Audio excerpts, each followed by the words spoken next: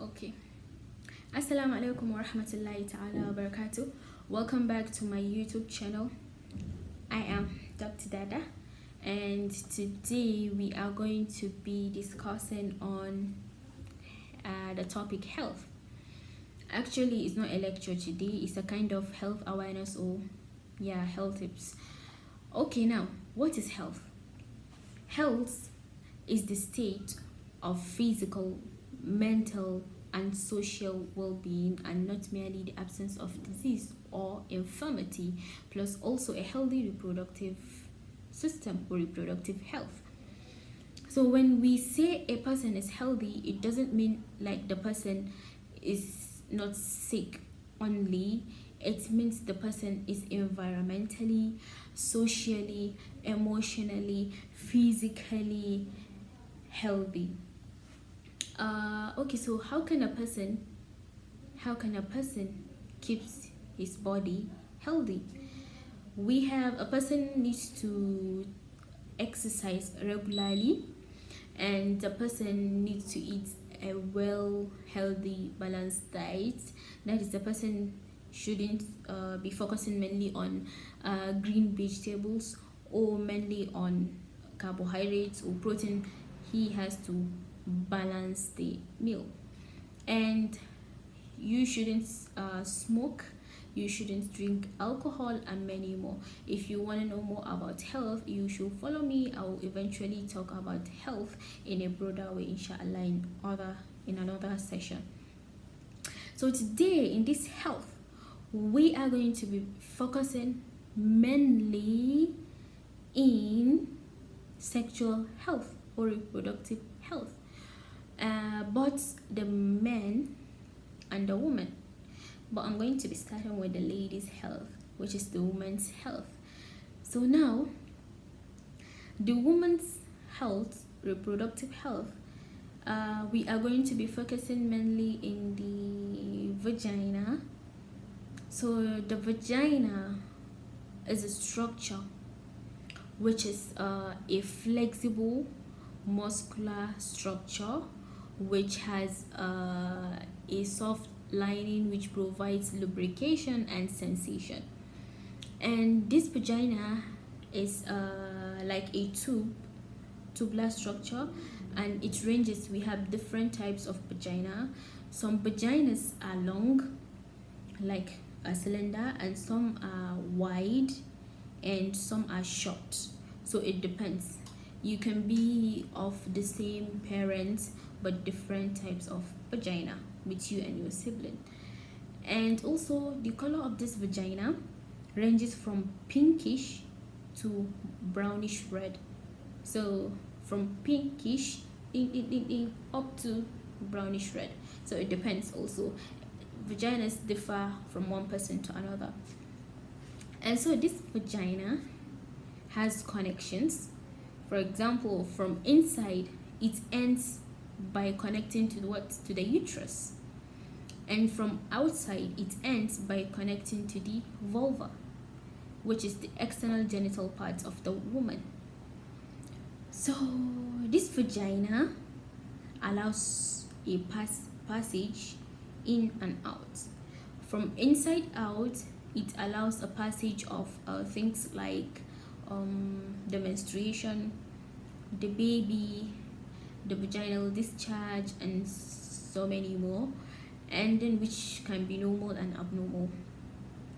And from outside, we have in a situation whereby there is a need for investigations, like in the case of pap smear, transvaginal ultrasound, and the rest.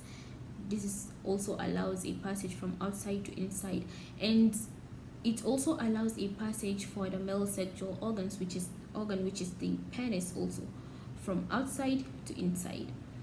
Okay, so now this vagina, like I said, from the outside it ends by connecting to the vulva, which contains the labias, which are the lips of the vagina. We have the smaller one and the wider one from the outside. Okay, so now this vagina has the fine or a thin, delicate structure which is known as the hymen inside. This hymen, it's a structure that allows or that covers the passage of the vagina, and it's usually semilunar in shape, but there are different kind of shape. And it can, in rare cases, this hymen can be imperforate, meaning it's complete. For example, this is the passage of the vagina. It will be completely covered by the hymen instead of being half or semilunar covered like this. Okay, this is known as the imperforate hymen. So it doesn't allow anything to go out or in. Why? Because it's completely covered. In this kind of woman, they have no menstruation. They will be having a problem with menstruation. And there is also microperforate hymen. It's almost similar to this imperforate hymen, but then there is a small dot opening which is not enough for passage of the menstrual blood also. Okay, and then we have the septate hymen, which are membranes covering the hymen. For example, like this, we have membranes covering the hymen. So now, does this hymen determines the virginity of a lady? No, completely no. No, capital No, no. Some people think that the virginity is determined by the hymen, which is totally wrong. Okay, now why did I say it's wrong? Because some ladies are born without this hymen completely, and they are virgins. They have never had sex or anything, but they are born without hymen. And for some ladies, they have sex, they had sex before, and their hymen will be still intact. For example, let's say in a patient, a rape victim, because of the way rape is being done, the rapist is already in tension and scared, in a rush. So sometimes the hymen is not ruptured after rape, so it will still be intact. But then you can't call that lady a virgin because she has already had sex, though it's rape, but she has already had sex. While there will be a lady that never had sex and she has no hymen. So virginity is not determined by the hymen. Okay, no, this hymen, sometimes when it ruptures, it can bleed and it can not bleed. And in some situations, also the lady can be born with her hymen, but then if she's used to carrying heavy objects, exercises, climbing trees, climbing or riding bicycles, gymnastics and the rest, it can rupture her hymen. And she had never, you see, in this situation she had never had sex, but the hymen is ruptured. So hymen is not the determinant of virginity. Yes.